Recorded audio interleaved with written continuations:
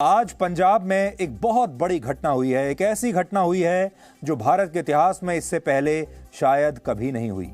और आज कुछ ऐसा हुआ है जो भारत के भविष्य के लिए बहुत खतरनाक होगा।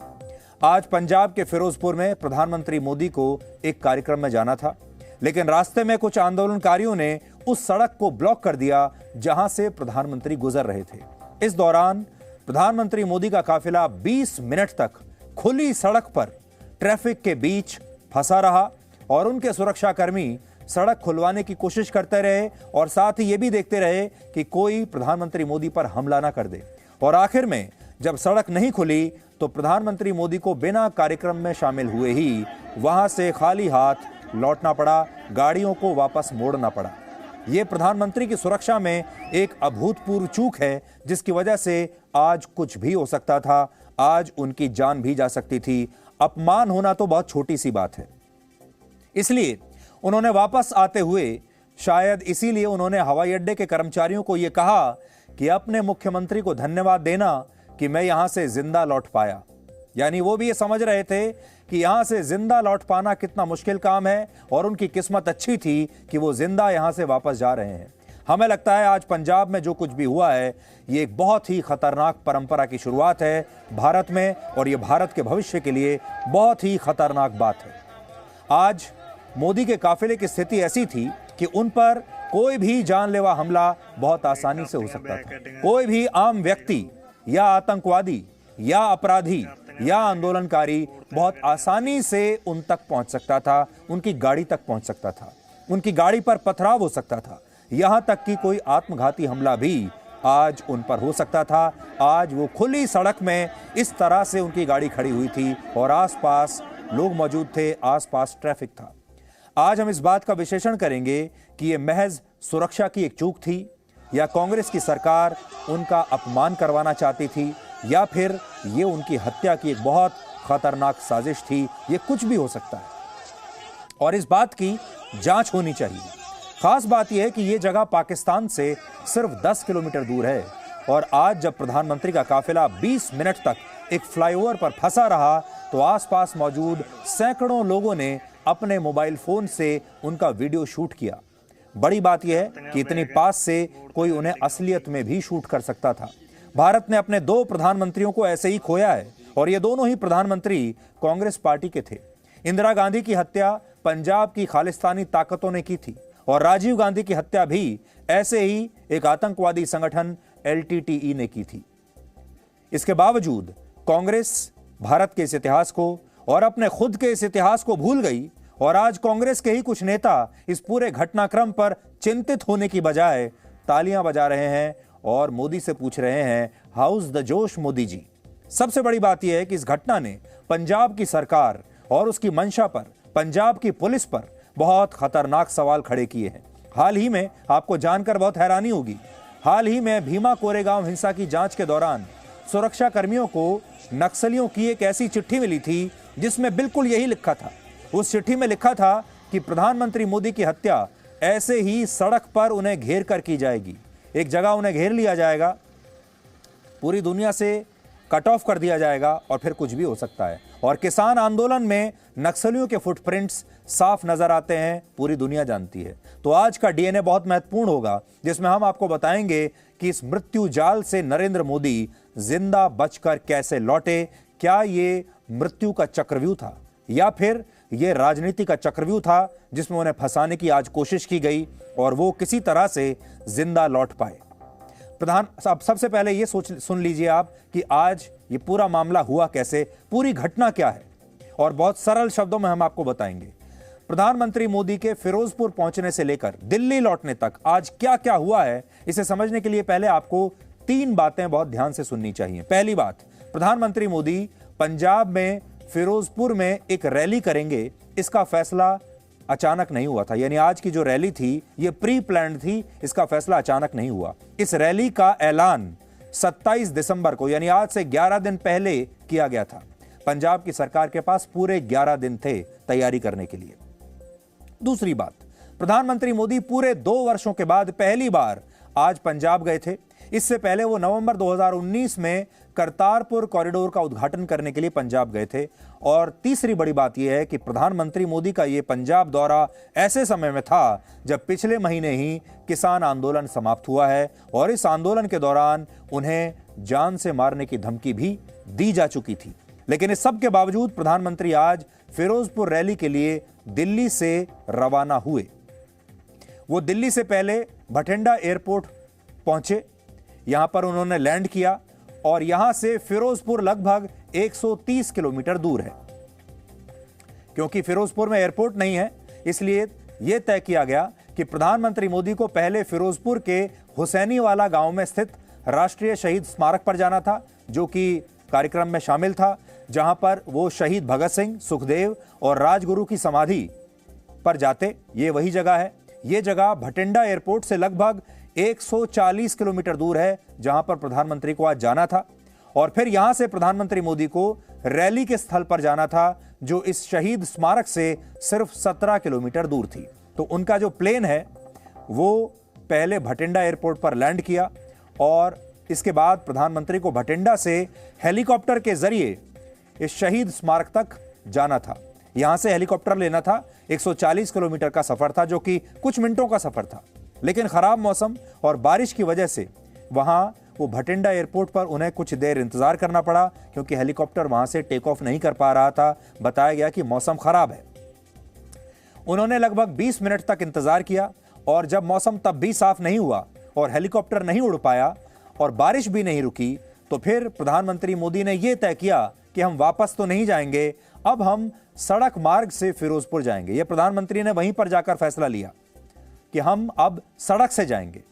और प्रोटोकॉल के तहत जब भी प्रधानमंत्री के कार्यक्रम में ऐसा कोई बदलाव होता है तो इसकी सबसे पहले जानकारी उस राज्य की पुलिस को दी जाती है।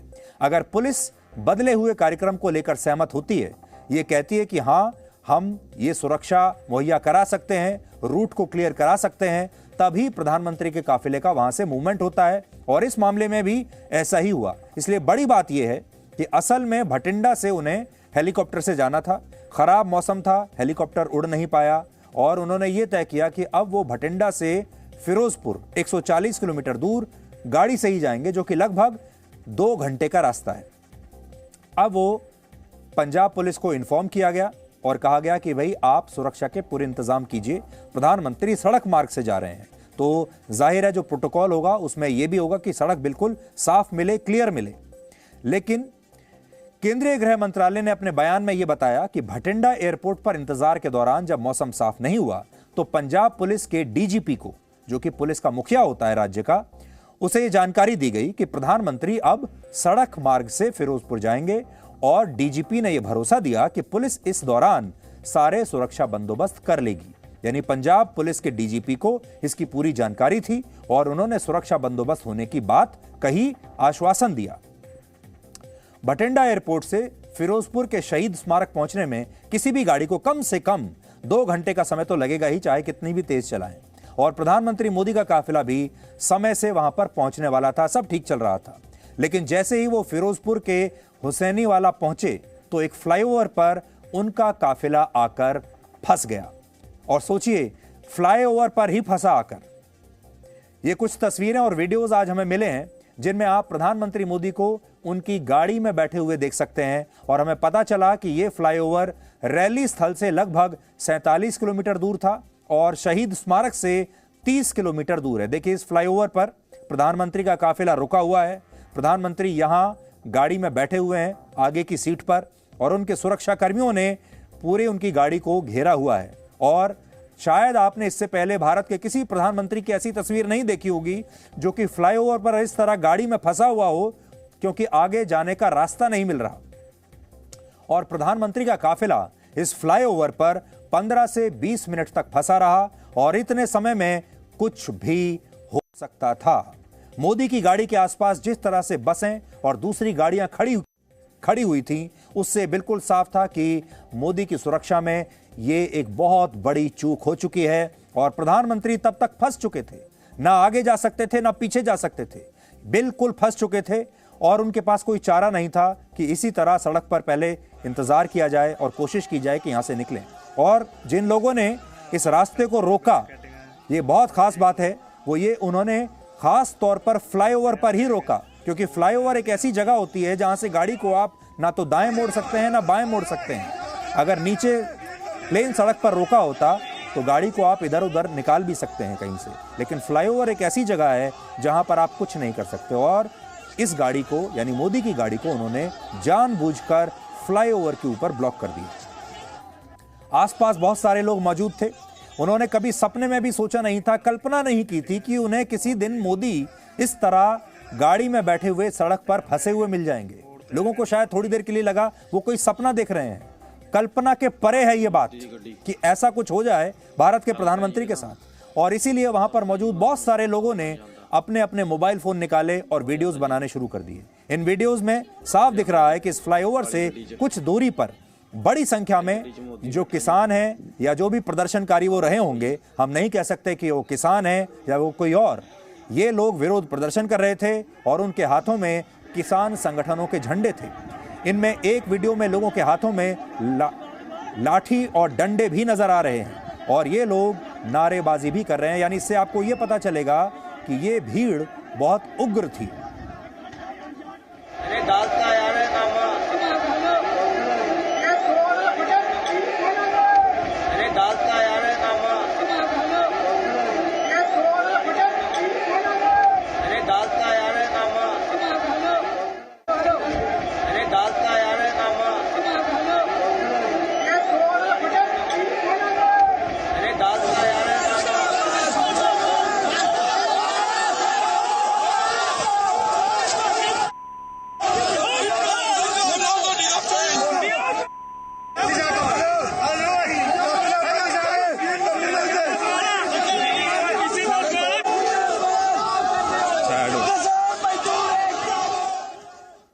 प्रधानमंत्री का काफिला जिस फ्लाईओवर पर फंसा हुआ था, उस फ्लाईओवर के साथ में नीचे जो सड़क थी, वहां से भी लोगों को गुजरते हुए देखा गया। यानी किसी भी रास्ते को ब्लॉक नहीं किया गया था, ट्रैफिक के लिए रोका नहीं था और ना ही वहां पर सुरक्षा का कोई प्रबंध था। यानी ये जो पूरी सड़क थी ये सबके लिए खुली हुई थी। यहां पर कोई भी आ सकता है, जा सकता है, प्रधानमंत्री मोदी की गाड़ी तक पहुंच सकता है।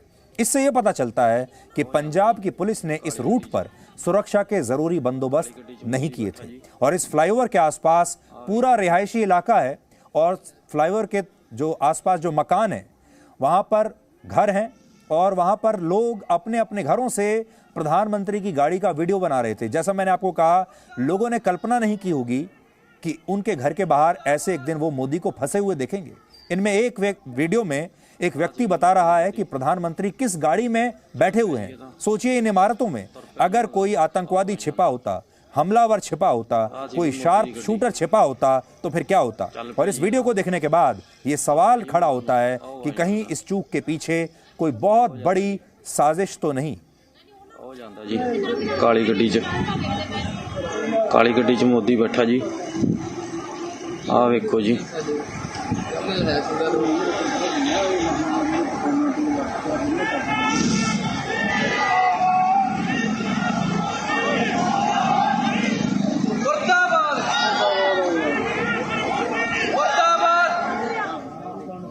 ब्रेक करतियां बैक गड्डियां, आओ देख लो, करतियां बैक मोड़तियां गड्डियां उत्थे ही।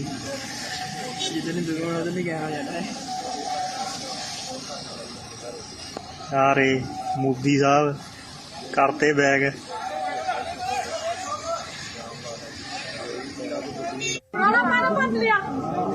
हाँ ब्रेक करतियां बैक गड्डियां, आओ देख लो, करतियां बैग मोड़तियां गड्डियां उत्थे ही। इस फ्लाईओवर पर 15 से 20 मिनट तक रुकने के बाद जब सुरक्षा कर्मियों ने खतरे को देखते हुए वापस भटिंडा एयरपोर्ट लौटने का फैसला किया तो उस दौरान भी प्रधानमंत्री की सुरक्षा में बहुत बड़ी चूक हुई। यानी जाते हुए भी हुई और आते हुए भी हुई। प्रोटोकॉल के मुताबिक अगर प्रधानमंत्री का काफिला डबल लेन सड़क से गुजरता है तो एक तरफ का ट्रैफिक रोक दिया जाता है ताकि उनकी सुरक्षा में कोई कमी ना रहे। लेकिन आज ऐसा कुछ नहीं हुआ, बल्कि जब प्रधानमंत्री का काफिला वापस भटिंडा एयरपोर्ट लौट रहा था उस समय उनके काफिले के साथ साथ आम लोगों की गाड़ियां भी चल रही थीं। आम लोगों की गाड़ियां खुलेआम आ जा रही थीं। आज आपको एक अजीब चीज़ दिखा रहा हूँ। मेरी और प्रधानमंत्री जी की कार, देश के प्रथम प्रधान सेवक प्रधानमंत्री मोदी जी की कार, सामने से मैं और वो एक ही रोड पे हैं। कितना बड़ा सिक्योरिटी लैप्स है। और वो सामने 10 मिनट खड़ी रहने के बाद यू टर्न लेके वापस आ रही है।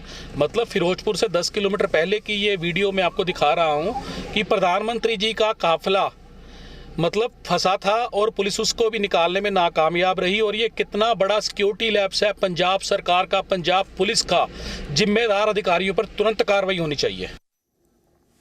ये वीडियो जो हमने आपको दिखाया, ये वीडियो हमने नहीं बनाया। ये कोई आम नागरिक है पंजाब का, वो अपनी गाड़ी में बैठा हुआ है और अपनी गाड़ी से वो बैठे बैठे प्रधानमंत्री के काफिले को अपनी बगल से गुजरते हुए देख रहा है और वहां से वीडियो बना रहा है और वहां से लाइव कमेंट्री कर रहा है। आज तो कमाल ही हो गया। और आज जो कुछ हुआ है ये बहुत खतरनाक है। इसीलिए जो कहानी आज हम आपको बता रहे हैं ये बहुत खतरनाक कहानी है। प्रधानमंत्री जब वापस भटिंडा एयरपोर्ट लौटे तो फिरोजपुर में आयोजित उनकी रैली को रद्द करना पड़ा। हजारों लोग इस बारिश में, ठंड में उनका इंतजार कर रहे थे कि वो आएंगे। उन्हें पहले ये इतला दी गई कि प्रधानमंत्री का हेलीकॉप्टर उड़ नहीं पाया, इसलिए वो अब सड़क के जरिए आ रहे हैं, इसलिए थोड़ा लेट हो जाएंगे। लेकिन बाद में इसकी जानकारी केंद्रीय स्वास्थ्य मंत्री मनसुख मंडाविया ने खुद लोगों को दी, जो इंतजार कर रहे थे, जो पहले से ही रैली स्थल पर पहुंच चुके थे इस ठंड में, इस बरसात में। इस रैली के रद्द होने से लगभग 43,000 करोड़ की सरकारी परियोजनाओं का उद्घाटन भी नहीं हो पाया। और सोचिए पंजाब के लोगों को आज क्या मिलते मिलते रह गया। इसमें 669 किलोमीटर लंबा दिल्ली अमृतसर कटरा एक्सप्रेसवे था। सोचिए प्रधानमंत्री 700 किलोमीटर लंबा एक्सप्रेसवे बनवाने के लिए वहां पर आए थे और खुद वहां पर एक सड़क पर फंसकर रह गए। ऐसा चक्रव्यूह रचा गया था। ऐसा लगता है कि यह एक्सप्रेसवे पंजाब के लोगों को चाहिए ही नहीं था। पंजाब की सरकार को यह एक्सप्रेसवे नहीं चाहिए। अमृतसर से ऊना के बीच 4 लेन का एक्सप्रेसवे, उसका भी काम होना था, वो भी शायद पंजाब की सरकार को नहीं चाहिए। और इसके अलावा कपूरथला और होशियारपुर में मेडिकल कॉलेजेस की नींव भी रखी जानी थी। पंजाब को अब उससे भी वंचित रहना पड़ा। सोचिए कौन लोग हैं जो ना सड़कें चाहते हैं पंजाब में, ना एक्सप्रेसवे चाहते हैं, ना मेडिकल कॉलेज चाहते हैं। उन्हें कोई विकास नहीं चाहिए, कोई सरकारी परियोजनाएं नहीं चाहिए। उन्हें बस ये चाहिए कि प्रधानमंत्री अगर यहां आया है तो किसी तरह से फंस जाए हमारे चक्रव्यूह में, हमारे जाल में। एक बहुत बड़ी सौगात देने के लिए प्रधानमंत्री जी हमारे बीच में आने के लिए बहुत उत्सुक थे। उसकी इच्छा थी कि मैं फिरोजपुर जाऊं, यहाँ की जनता की सुविधा के लिए एक पीजीआई का सब सेंटर, सैटेलाइट सेंटर का शिलान्यास करके आऊं। कई कारणों से प्रधानमंत्री जी हमारे बीच में उपस्थित नहीं हो रहे हैं, लेकिन प्रधानमंत्री जी ने कहा है कि फिर से ये कार्यक्रम हम कैंसिल नहीं कर रहे हैं, ये कार्यक्रम को हम पोस्टपोन कर रहे हैं। और फिर आने वाले दिनों में प्रधानमंत्री जी ने इच्छा रखी है कि आप सबके बीच में वो अवश्य आएंगे।